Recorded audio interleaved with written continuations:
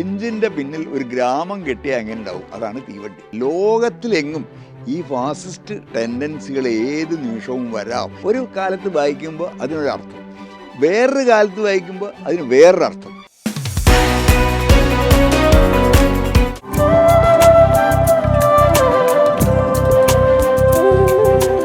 ഞാൻ വായിച്ച കൃതികളിലൊന്ന് പ്ലേഗാണ്. മഹാമാരിയാണല്ലോ അതിൻ്റെ പ്രമേയം.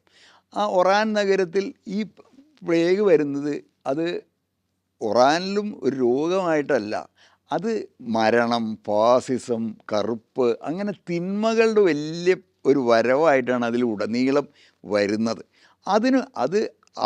അത് അവസാനിക്കുമ്പോഴോ മറ്റേ ഈ പ്ലേഗിൻ്റെ അണുക്കൾ നശിച്ചിട്ടില്ല, അതിപ്പോഴും ഉണ്ട്, എപ്പോഴും വേണമെങ്കിൽ അത് വരാം എന്ന് പറഞ്ഞുകൊണ്ടാണ് ഈ ഒരു പ്രവചനാത്മക സ്വരം.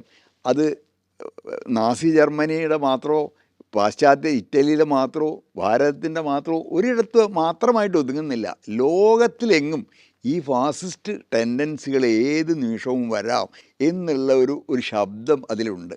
അതാണ് ആ പ്ലേഗ് കോവിഡ് കാലത്ത് ഞാൻ വായിച്ചതും അത് സ്വന്തം കാലമായിട്ട് ഞാനതിനെ ബന്ധിപ്പിച്ചതും. അങ്ങനെ അന്ന് വായിക്കുമ്പോൾ ആധുനികതയുടെ കാലത്താണ് ഞാൻ 60കളിൽ അത് പ്ലേഗ് ആദ്യം വായിച്ച്.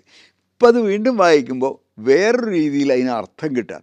ഇതാണ് ഈ ക്ലാസിക്കുകളുടെ ഒരു സ്വഭാവം എന്ന് പറയുന്നത്. വായിക്കുമ്പോൾ ഒരു കാലത്ത് വായിക്കുമ്പോൾ അതിനൊരർത്ഥം, വേറൊരു കാലത്ത് വായിക്കുമ്പോൾ അതിന് വേറൊരർത്ഥം, ഇനി വേറൊരു കാലത്ത് ഇത് വായിക്കുമ്പോൾ മൂന്നാമതൊരർത്ഥം വരും.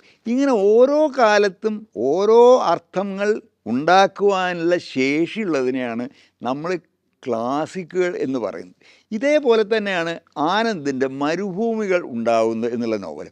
അത് ഇതേപോലെ തന്നെ ഓരോ കാലത്തും ഓരോ അർത്ഥം ഉണ്ടാക്കിയത്. അത് അന്ന് വായിച്ചപ്പോൾ എനിക്കത് അന്ന് അത്ര ആകർഷകമായി തോന്നിയില്ല, അത്ര ആൾക്കൂട്ടം പോലെ ഒന്നും ഗംഭീരമായിട്ട് തോന്നില്ല. പക്ഷേ പിന്നീട് വായിക്കുമ്പോൾ ഇത് കൂടുതൽ അർത്ഥങ്ങൾ വരുന്നതായിട്ട് തോന്നി. എങ്ങനെയത്? മരുഭൂമിവൽക്കരണം എന്നൊരു പദം അതിൽ പറയുന്നുണ്ട്. എവിടെ ബന്ധങ്ങൾക്ക് ഇഴുക്കം ഇല്ലാതാവുകയും അത് ഈ മണ്ണിൽ പശ പോയാൽ, ഈർപ്പം പോയാൽ എന്താവും? അത് മണലായിട്ട് മാറും. അപ്പോൾ മണലിങ്ങനെ എല്ലാ ദിക്കിലും പരന്നിട്ടാണ് ഈ മരുഭൂമി ഉണ്ടാവുന്നത്. അപ്പോൾ രാജസ്ഥാൻ മരുഭൂമി പ്രകൃതി കൊണ്ട് തന്നെ ഇങ്ങനെ വിസ്തീർണം കൂടി വരിക. അപ്പോൾ അങ്ങനൊരു അനുഭവം ജീവിതത്തിൽ നിന്ന് നീരൊഴുക്ക്, നീരിൻ്റെ ആ പശിമ ഒക്കെ അങ്ങനെ വറ്റുന്ന പോലെ ഇന്ന് എനിക്ക് തോന്നുന്നു. അത് നമ്മുടെ കാലത്തായിരിക്കും, അത് എഴുതിയ കാലത്ത് ഇങ്ങനെയല്ല ഞാനത് വായിച്ച്.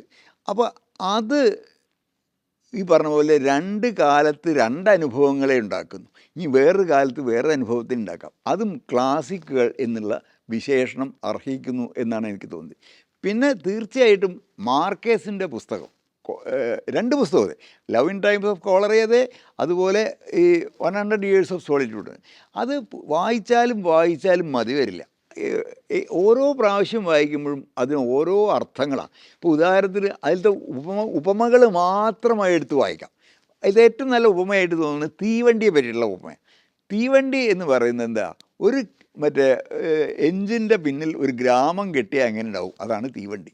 അങ്ങനെ അതിമനോഹരമായിട്ട് ഉപമകൾ അത് വായിക്കുമ്പോൾ അന്ന് വായിക്കുമ്പോഴത്തെ ഒരർത്ഥം, അന്ന് ഒരു മാജിക്കാണ് തോന്നിയത്. നമ്മൾ അപ്രതീക്ഷിതവും അപരിചിതവുമായൊരു സ്ഥലത്തും ഒരു പ്രകൃതിയിലും ചെന്നുപെട്ട പോലെ.